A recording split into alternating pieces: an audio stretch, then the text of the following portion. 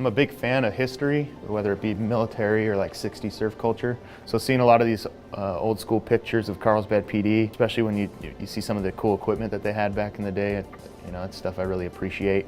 My name is Ryan Opeka, and I'm a sergeant with the Carlsbad Police Department. My primary duty is I'm the crimes of violence team leader.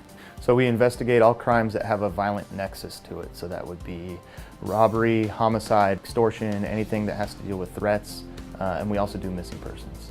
This is all where we book all of our evidence. So patrol or detectives, they'll get something out in the field, and then they'll put it in these lockers. So once you close it, it's locked for good, and you can't access it until after it's been booked and processed by our evidence technician. It's our crime lab.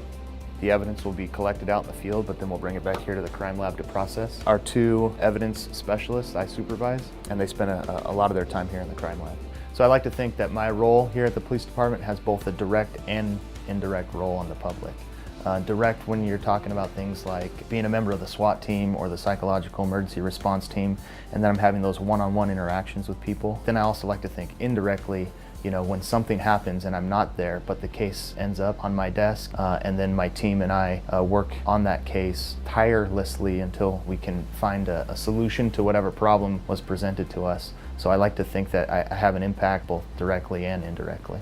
We work well with everybody, at least that's what I like to think, but most closely with the fire department being on the public safety side of things. HR has been fantastic. I do a lot of recruiting for the police department, and just having some of those connections over there with HR, I think it really helps make it a smooth transition when it comes to recruiting and hiring and retaining some of the best employees that we have. Sometimes it's just hard to imagine that, you know, when these guys were taking these pictures, it's like what we're doing right now, you know?